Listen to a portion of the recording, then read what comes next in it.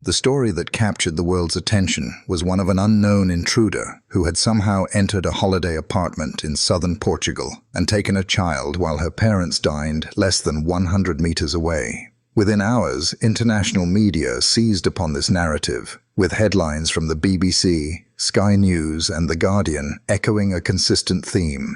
A missing toddler feared abducted from an Algarve resort, her parents dining nearby.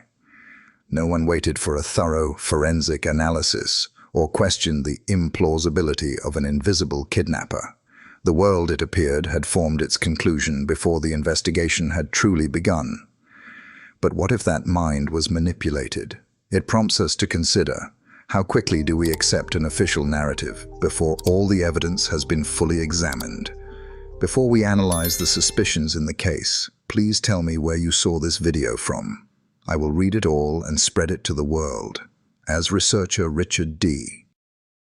Hall argues throughout his investigations, the public was presented not with the unvarnished truth, but with a version of events riddled with contradictions, omissions, and fabrications. The deeper one looks, the more apparent it becomes that the abduction story was not supported by a single piece of solid forensic evidence.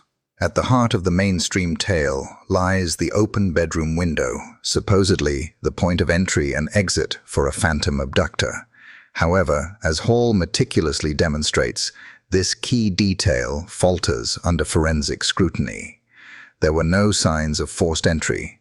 The window latch was intact, and the glass was unbroken. More crucially, the only fingerprints found on the window belonged to Kate McCann. If an intruder had climbed through that window while carrying a child, it would be reasonable to expect some form of disturbance. Scuff marks on the sill, fibers, partial prints, a trail. Yet nothing of the sort was found.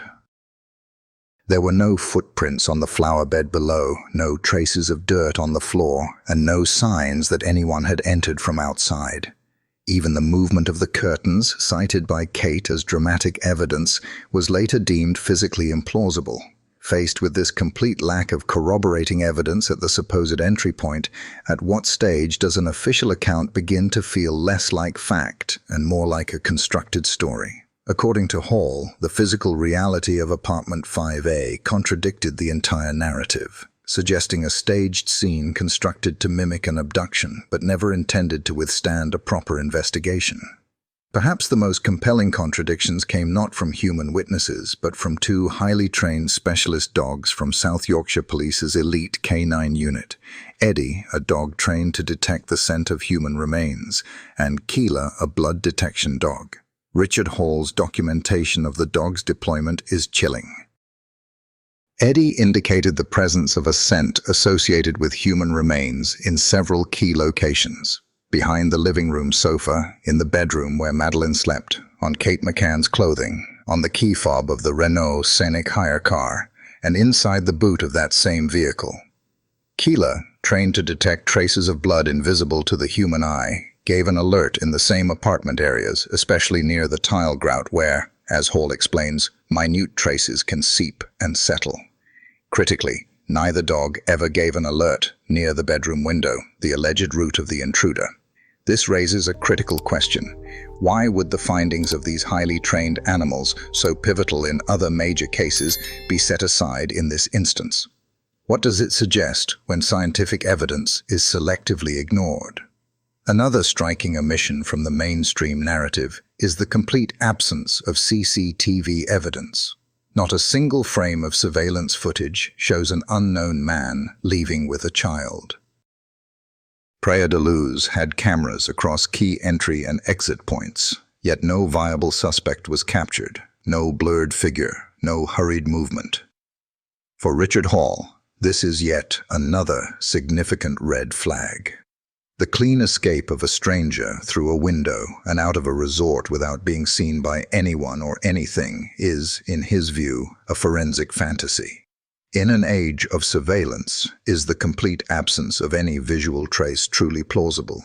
Or is it a significant piece of evidence in itself?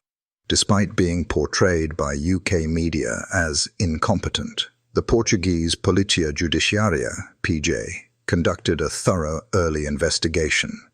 Inspector Tavares de Almeida, in his official report from 2007, wrote that the evidence suggested Madeleine had passed away in the apartment and that her parents had simulated an abduction.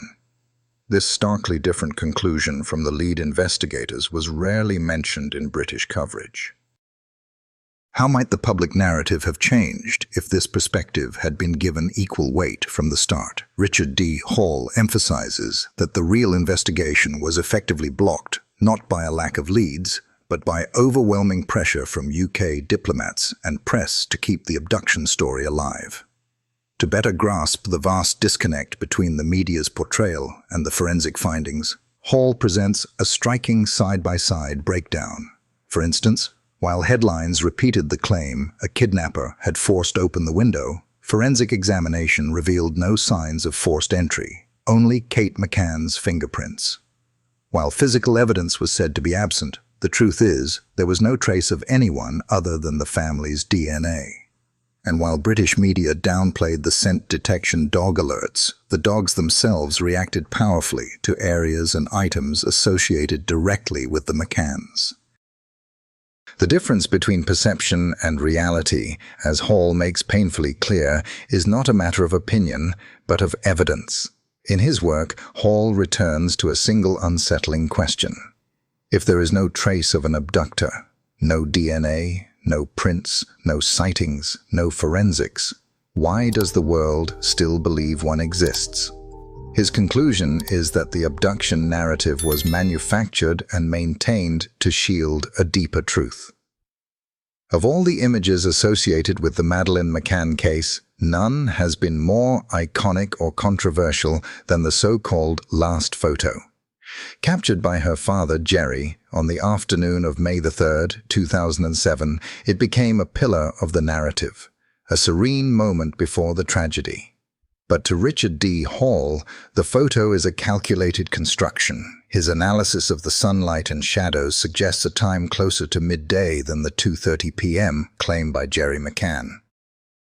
Furthermore, meteorological data confirms May 3rd was largely cloudy and overcast. Yet the photo depicts a crystal-clear blue sky. This image appears visibly sunnier and sharper than other photos taken by their friends on the same day, which reflect the reported grey skies. A key point in Hall's critique centers on the absence of EXIF data, the digital fingerprint automatically embedded in every photograph containing critical information like the date and time. An image is often presented as an undeniable truth, but when the details within that image contradict known facts, does it not become an object of suspicion itself? As we stand back and view the sheer volume of these forensic inconsistencies, we are left to grapple with a profound dilemma. If the evidence does not support the story we have been told for years, what does this say about our relationship with the truth, the media, and the stories we choose to believe?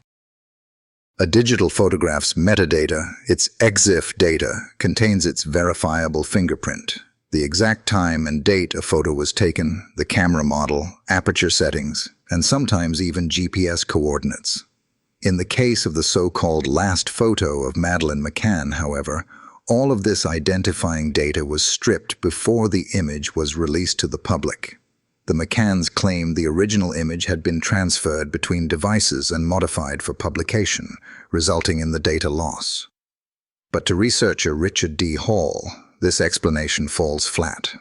In his view, this wasn't incidental but intentional tampering. What does it suggest when the single most important piece of visual evidence in a case is missing its digital timestamp? The lack of EXIF data means there is no independent verification of when the photo was taken. For a picture that allegedly anchors the final moments of a missing child's life, this absence is, as Hall puts it, a photographic ghost with a fabricated timestamp. Further inconsistencies lie within the composition of the image itself. Hall conducts a detailed facial ratio analysis and finds that Madeleine appears noticeably older in this photo than in others from the same week. Her facial structure seems more developed, her posture stiffer. While critics have called this subjective, Hall responds with comparative frames from earlier photos where Madeleine looks smaller and physically more juvenile. These comparisons raise the possibility that the last photo may not have been taken on May 3rd at all, but several days earlier. This visual discrepancy feeds into a broader, more ominous question. Was this photo backdated to cover a gap in the real timeline? Richard D. Hall presents a compelling case for April 29, 2007, as the true date of the image. According to resort logs, that was the first day the McCanns used the Ocean Club pool area, and the only day during their stay that featured clear skies and strong sunlight, conditions that align exactly with the photograph. Moreover, no other image released by the McCanns or their friends from April 30th through May 3rd displays similar weather conditions. If Madeleine had indeed been by the pool on May 3rd, where are the other photos? Why is this the only surviving image of her from that day in a world saturated with digital cameras and holiday snapshots? Even more suspicious is the silence surrounding the days that followed April 29th. From that day until May 3rd, there are no confirmed photographs of Madeleine McCann alive. Hall finds this 4-day blackout deeply troubling, a void that was later filled by one convenient, clean, and well-timed image. If the last known photo of Madeleine was actually taken on April 29th, not May 3rd, Hall asks, then what really happened to her in the days in between? If the last photo was recycled from an earlier date, it becomes part of a larger fabrication effort, one that restructured the timeline to support an abduction narrative that may never have occurred. In this scenario, something could have happened to Madeleine between April 29th and May 2nd. By releasing the photo after she was gone and claiming it was taken on the day she disappeared, a misleading timestamp was given to investigators and the world. If the date is false, then the official narrative collapses. There is no longer a verifiable timeline or a last seen alive moment. The entire foundation of the May 3rd abduction claim becomes legally and investigatively void. Richard D. Hall does not merely question the authenticity of the last photo, he dismantles it through light analysis, weather reports, and logical deduction, presenting the image not as proof, but as propaganda. He concludes that while you can lie with words, lying with photographs, especially one meant to anchor a timeline, is a strategic act of deception. In Hall's investigative work, one of the most crucial exercises he undertakes is to reconstruct the timeline of events in the days leading up to Madeleine McCann's disappearance. This 6-day window, from April 28th to May 3rd, forms the fragile backbone of the official narrative. But through forensic gaps and visual inconsistencies, Hall builds an argument that what we were told may be significantly different from what actually occurred. The family arrived on April 28th, but despite the significance of their arrival, there are no public photos, videos, or independent witness confirmations of Madeleine on this day. On April 29th, the McCanns first used the pool facilities. The weather was markedly sunny, the only day that week with strong, direct sunlight aligning with the last photo. There are, however, no known surveillance images or other records confirming Madeleine's activities that day beyond her parents' own claims. From April 30th onward, Hall highlights an alarming and uninterrupted 4-day visual gap with no verified images or independent documentation of Madeleine McCann being alive. In Hall's estimation, this may have marked the beginning of a concealed period. One of the most underreported yet crucial events in the reconstructed timeline comes on the night of May 1st. A local resident living in the apartment directly above 5A, Mrs. Pamela Fenn, gave a formal statement that she heard a child crying in apartment 5A for over an hour, from around 10:30 p.m. until just before midnight. She reported hearing no comforting voice and no adult presence. To Hall, this is potentially the last known evidence that Madeleine was alive. If it was indeed Madeleine crying, does the fact she was apparently left unattended challenge the wider narrative of the holiday? The following day, May the 2nd, continues the pattern. No images of Madeleine, no confirmed sightings from staff or guests, and no independent security footage. Hall also notes that records from the resort's creche from this period contain irregularities, with some entries appearing altered. He and other researchers propose that May 2nd may have been a critical day for staging and aligning statements to fit the eventual claim of abduction. Finally, on May the 3rd, the official day of the disappearance, the mainstream narrative outlines a series of events. Kate McCann reportedly drops Madeleine off at the creche at 8:30 a.m. Gerry McCann is said to have picked her up at 12:30 p.m. and at 2:29 p.m., Gerry claims to have taken the last photo at the pool. However, Hall dismantles each of these touchpoints, pointing out that no independent image confirms Madeleine's creche attendance that day. No security camera confirms her presence anywhere. The last photo, allegedly taken that afternoon, lacks its digital metadata and does not match the day's weather conditions, which were overcast, not sunny. That evening, around 10 o'clock p.m., Kate McCann raises the alarm, running to the tapas bar and shouting, "They've taken her!" Thus begins the abduction narrative. But by this point, researcher Richard D. Hall argues, the damage to the timeline has already been done. There are no photographs, no CCTV, and no independent eyewitnesses who saw Madeleine after midday on April 29th. Every point thereafter is based solely on the statements of individuals who had a vested interest in affirming a particular sequence of events.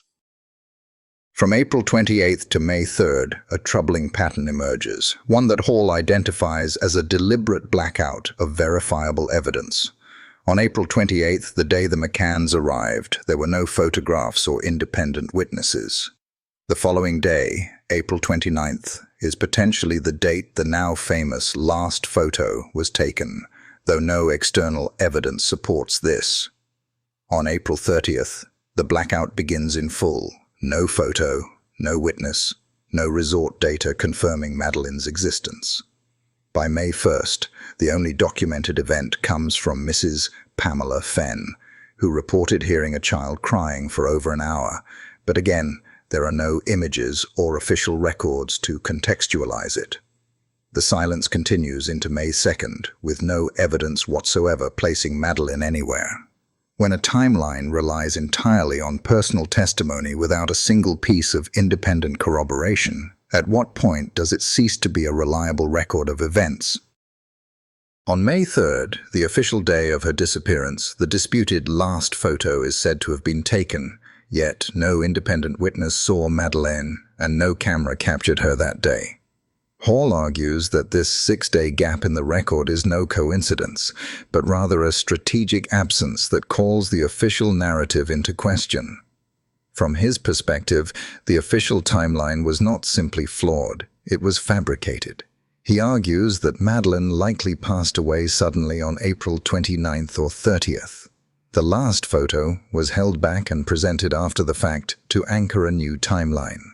Creche records were altered, and statements were synchronized among their friends to construct a believable version of May 3rd.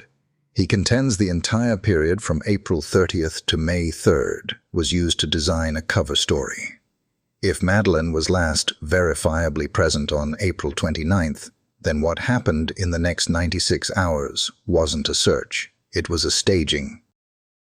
Hall concludes that in this reconstructed timeline, each day is not simply part of a holiday gone wrong, but potentially a step in a calculated sequence to mislead investigators. When analyzing the disappearance of Madeleine McCann, Richard D. Hall begins with the absence of forensic alignment between the mainstream narrative and the physical reality. At the core of this discrepancy stand two highly trained specialist dogs. Eddie, a dog trained to detect the scent of human remains, and Keela, trained to detect traces of human blood. Their findings are among the most objective data points in a case plagued by speculation. Yet, Hall argues, their alerts were systematically ignored, not because they were unreliable, but because they did not fit the story. According to operational footage and commentary from their professional handler, Martin Grime, the alerts were neither random nor ambiguous. They followed a precise trajectory, one that in Hall's view draws a forensic map that authorities have chosen to erase. In the bedroom where Madeleine was last seen, Eddie gave a clear and intense reaction in the corner at the foot of the bed. Next, Eddie alerted strongly near a cupboard in the living room, which Hall highlights as a potential temporary holding area. Among the personal belongings tested, one of Kate McCann's jackets prompted an alert from Eddie. How does a scent associated with death attach itself to clothing unless there was proximity to the source? Perhaps most damning are the alerts involving the Renault Scenic, a rental car acquired 24 days after Madeleine disappeared. Both dogs reacted. Eddie signaled a scent associated with remains near the boot area, and Keela identified human blood traces in the same spot. Subsequent testing revealed a partial DNA profile matching 15 of 19 markers with Madeleine McCann. Hall underscores that while this fell short of legal sufficiency, it was forensically disturbing. If not her, then who? If her, then how? Hall dedicates considerable time to the scientific plausibility behind the dog's performance. When surfaces are cleaned, especially porous materials like tile grout, scent and blood molecules do not vanish. They can sink deeper, settling into subflooring. It is in these hidden zones that Keela alerted to blood, not on the surface, but beneath the floor. Hall emphasizes no equipment currently available can replicate this level of sensitivity. The dogs, in this case, outperformed all lab tools, and yet their findings were discarded. This is where Hall's analysis becomes most pointed. Why were these alerts ignored? He points to a striking double standard. In other major cases, dog alerts are not only admissible, but often central to an investigation. Yet here, the alerts were deemed insufficient. Hall coins the term selective forensics to describe this phenomenon, where science is only welcomed when it supports the narrative. He views the silencing of Eddie and Keela's alerts as a form of political interference, not just legal oversight. A forensic discovery that placed the scent of remains in their apartment, or worse, their car, would have shattered public trust and undermined the official investigation. Thus, Hall concludes, the dogs were not wrong, they were too right. Despite the handler's credentials, no re-examination of apartment 5A occurred. From Hall's viewpoint, this was the true forensic crime. Not what was found, but what was buried. Eddie and Keela's alerts imply a different timeline, one where Madeleine may have passed away in the apartment, with her remains possibly moved in the rented vehicle weeks later. He concludes with a line that summarizes his entire approach. Forensics are supposed to lead the story, not follow it. In the case of Madeleine McCann, the dogs told a story that was too honest and too unflattering to those in power, and so it was silenced. Not in the streets, but in the files. The many alleged sightings of Madeleine McCann are a persistent feature of the case, each introduced as a possible breakthrough, only to dissolve into silence without charges, forensic backing, or meaningful follow-up. In his documentaries, researcher Richard D. Hall methodically deconstructs these accounts, revealing them not as organic witness reports, but as strategic components in upholding the abduction narrative. 4 figures stand out in particular: the Tanner Man, the Smith Man, the Sager Man, and the Kresh Man. Jane Tanner, a friend of the McCanns, claimed to have seen a man carrying a child in pajamas at approximately 9:15 p.m. on the evening of May the 3rd. The location she described is problematic. She said the man walked right past the side of apartment 5A, the same spot where Gerry McCann was speaking to another guest. Remarkably, neither Gerry nor the guest reported seeing anyone fitting the description. If a man carrying a child had passed just feet away from them, how could he have gone unnoticed?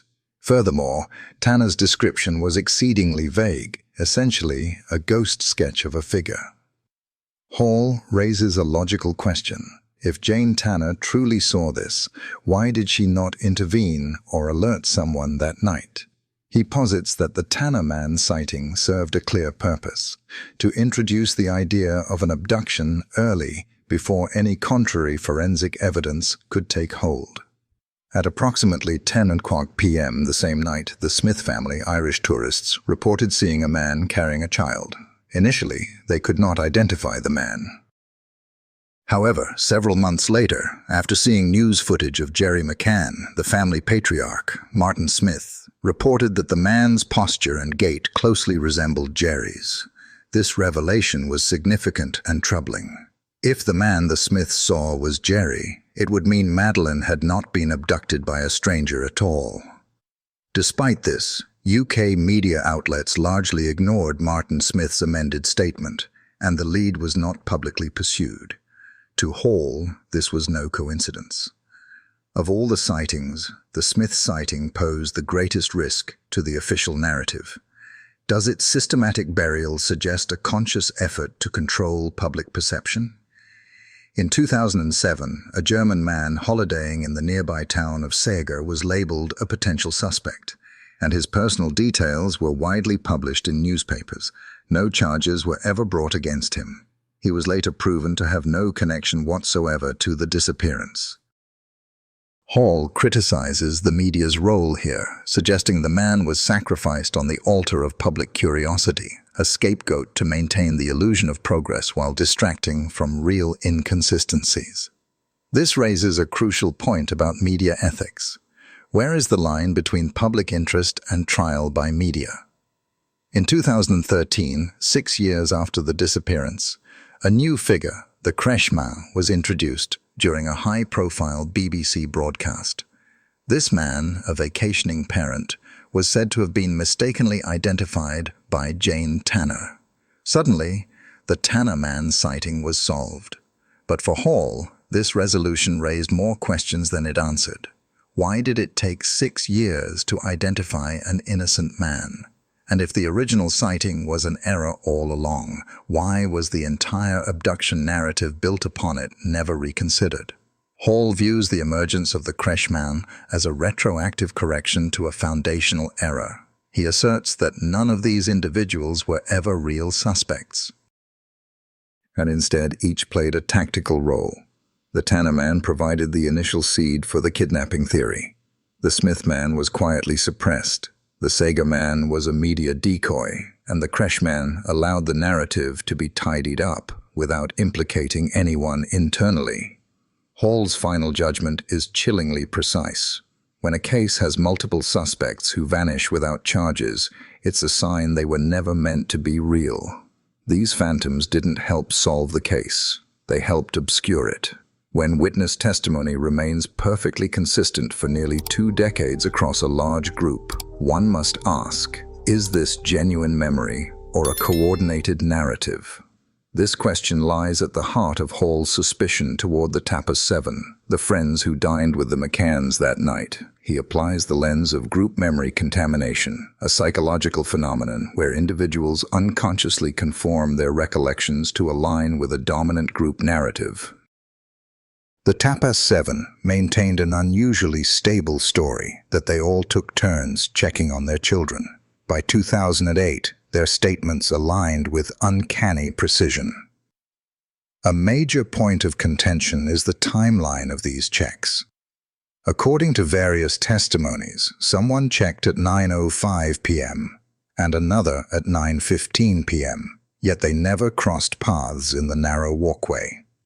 Jane Tanner claims to have passed Gerry McCann during her check, yet Gerry claims he was at that same location speaking with a neighbor but didn't see anyone. When individual accounts within a group story are mutually exclusive, what does that tell us about the reliability of the collective memory? Analyst Richard D. Hall presents a visual paradox concerning the events of that evening. How could 2 adults, mere feet apart in a relatively small holiday resort, fail to notice one another, especially if one was purportedly carrying a child? This key account exists in a vacuum, unsupported by any CCTV footage, independent eyewitnesses, or verified photographs, living only in the words of those who tell it. What is perhaps more striking is the unwavering consistency of the Tapas 7's narrative. In most major criminal investigations, witness accounts evolve, revise, or retract over time as memories fade and doubts emerge. But in this case, the story has remained unchanged for nearly 2 decades. Even individuals like Jane Tanner, whose sighting of the Tanner man became a point of confusion, or Matthew Oldfield, who reportedly entered the apartment but did not see Madeleine, have never altered their testimony. David Payne, another figure of speculation, has maintained a resolute silence. This leads to a critical question. Is this a remarkable feat of collective memory, or something else entirely? Hall puts forward the theory of a strategic pact of silence, suggesting it emerged not necessarily to conceal a tragic event, but to protect careers, families, and reputations. As medical professionals, most in the group had a great deal to lose, and a single contradiction could unravel the entire narrative, exposing them all to intense scrutiny. Some may have feared implications of negligence for leaving children unattended, while others might have feared something more, that someone in their circle knew the truth but could not speak it without jeopardizing their own future. As Hall posits, while a small falsehood might last days, a significant one involving multiple professionals would be unlikely to endure for 17 years without some form of protection. This protection, in Hall's view, wasn't just internal but came from external institutional support. He notes that while Portuguese police initially flagged inconsistencies in the Tapas 7 statements, these concerns were soon overshadowed by diplomatic pressure and a redirection of the media narrative. When the Tapas 7 were invited back to Portugal for a reenactment and further questioning in 2008, none attended. A move Hall interprets as a deliberate evasion protected by influential figures.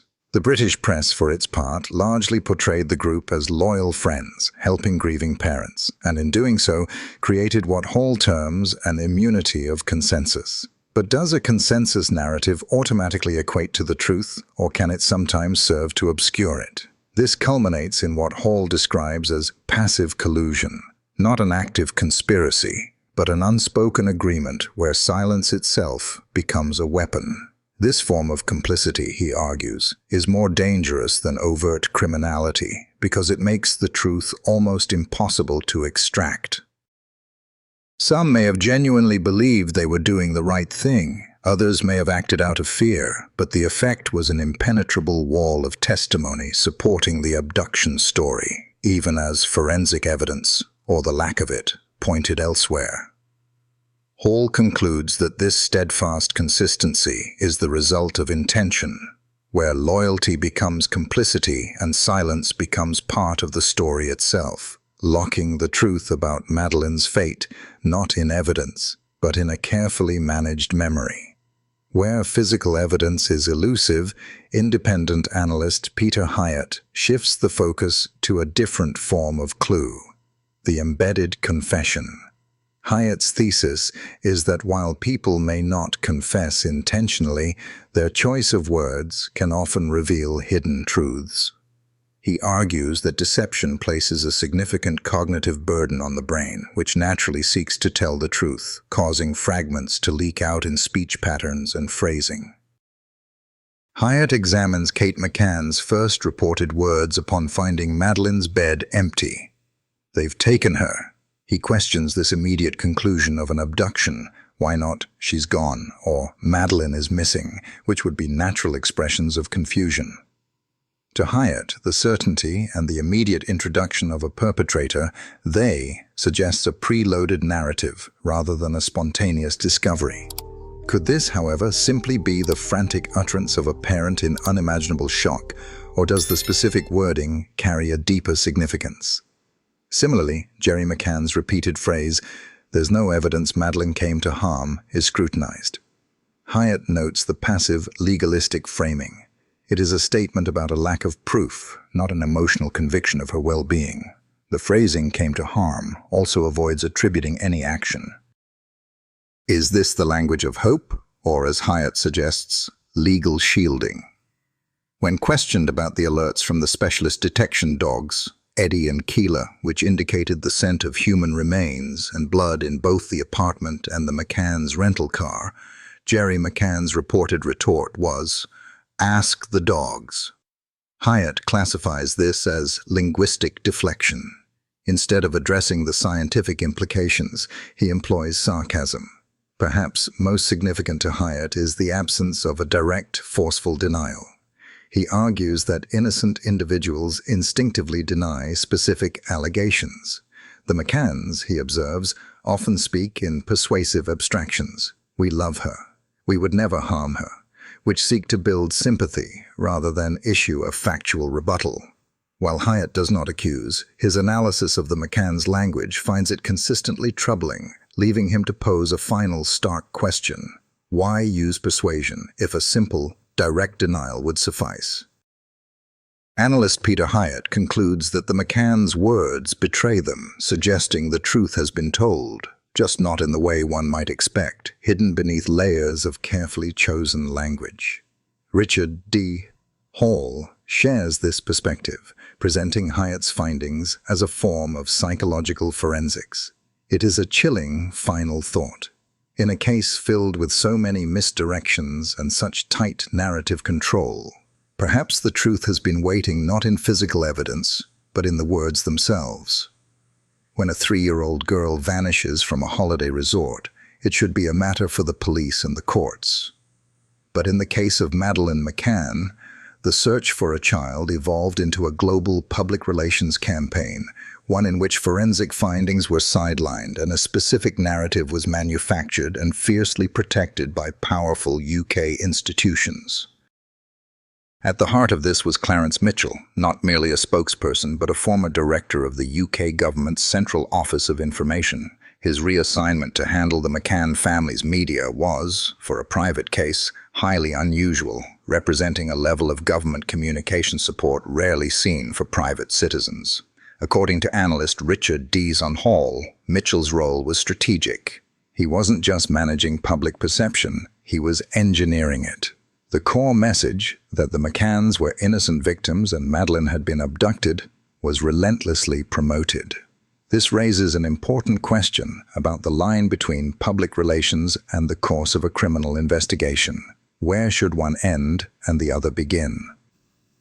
Among the most challenging elements for this narrative were the forensic indicators from within apartment 5A. 2 highly trained British specialist dogs, Eddie and Keela, gave strong alerts. Eddie indicated the scent associated with human remains behind a sofa and in a wardrobe, while Keela pointed to traces of blood. Later, forensic samples from the boot of the McCanns' rental car reportedly showed a partial match to Madeleine's DNA. In many missing person investigations, this would have become a primary focus. Yet these findings were officially deemed inconclusive. Reports suggest the Foreign Office applied pressure on Portuguese investigators, and key reports from the dog's handler were not permitted in open court. Hall asserts this was not accidental, arguing that the evidence did not fit the established narrative, and the phrase, "not enough evidence to prosecute," became a shield to strategically bury it. The engagement of government actors, including the Foreign Office and reportedly MI5, suggests an exceptional level of political interest in a private case. The British ambassador arrived in Praia da Luz within days, and internal reports were allegedly compiled which remain classified. Critically, when Scotland Yard launched Operation Grange, its mandate was not to investigate all possibilities, but to focus solely on the abduction theory. Was this, as Hall suggests, a form of narrative control, rather than impartial support? The British mainstream media largely echoed the official story. Outlets that might typically pursue investigative angles on forensic anomalies or timeline inconsistencies did not. Instead, figures who questioned the narrative, like the lead Portuguese investigator Gonçalo Amaral, faced public criticism and protracted legal battles over his book on the case. Hall calls this a professionally orchestrated PR shield, creating an information ecosystem where only the permitted version of events could thrive. Hall's stark conclusion is that key officials may have known early on that the abduction story was flawed, but acknowledging the alternative, that a tragic event might have occurred in the apartment, could have exposed a cover-up involving multiple agencies. He believes the system chose self-preservation over the truth. Hall's investigation reveals what he sees as institutional complicity, a machinery of government, media, and intelligence services capable of crafting and protecting a single narrative while silencing everything else. He closes with a warning that when society prioritizes a comfortable narrative over accountability, truth becomes collateral damage, and justice risks becoming a public relations slogan. He insists that questioning the official story is not disrespectful, but essential, because if the narrative of one child's disappearance can be so tightly managed, it raises profound questions about what else can be controlled, and that, more than anything, is why Madeleine's case must not be forgotten. Thanks for watching. How do you feel about these arguments and theories? Does it give you a different perspective on the case? Leave your thoughts in the comments, and don't forget to subscribe to the channel to receive the latest notifications.